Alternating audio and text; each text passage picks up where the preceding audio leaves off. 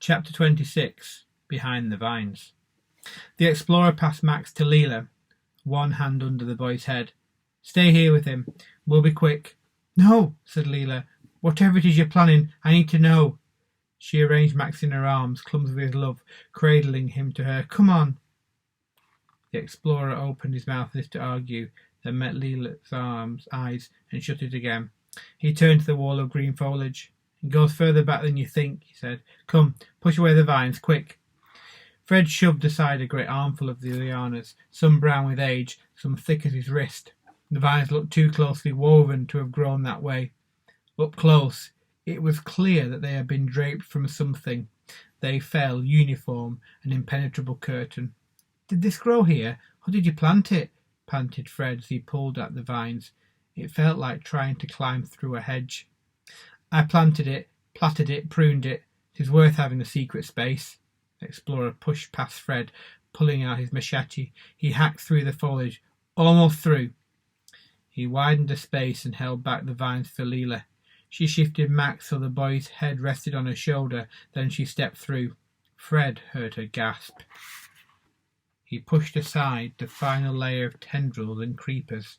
He stopped short. The vines fell from the roof of a large three-sided stone room. It was built in similar stone to their sleeping room, but with its ceiling almost intact. It was as high as a cathedral, and it smelt of moss and quiet growing things. The walls were covered in vines, and something had made a nest in the far corner, a ball of grass and feathers. And in the middle of the bare earth floor, something shone yellow and chrome in the green light. "An aeroplane," breathed Fred. "Precisely." The explorer strode towards the plane. "Come, quickly."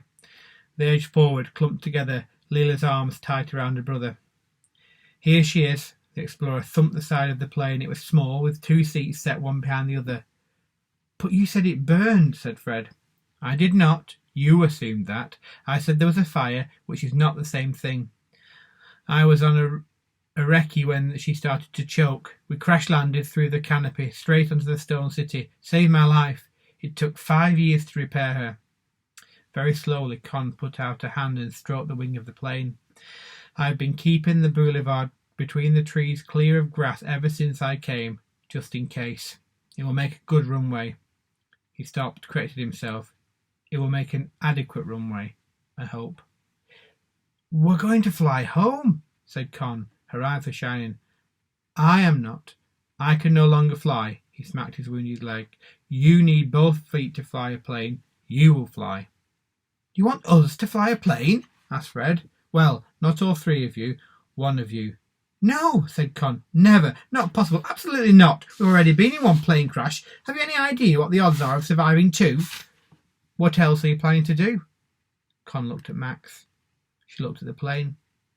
"It's much simpler to fly than you think," said the explorer. Max gave a moan and struggled in Leela's arms. "There is enough fuel for one brief lesson and the journey to the hospital. Which of you will fly? Leela? As Max is your brother, you have the first rights to it." "I can't," said Leela. Her eyes were full of tears. "I would, but I can't breathe when I'm near heights." "Con?" said the explorer. "Fred?" "Absolutely no way in the world," said Con. "I don't want to kill us all." The explorer looked at Fred. Fred looked at the plane. His insides were growing hot with the hope of it and cold with fear. His fingertips began to quiver. His ears were ringing. "I can't," he said. "Why not?" asked the explorer. "The thing that makes driving dangerous is the other drivers. There will be no other planes." "On one lesson?" "You will have to learn fast."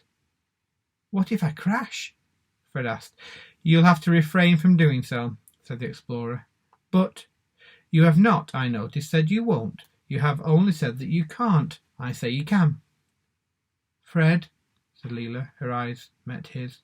Fred had never seen a person look at one so frightened and so brave.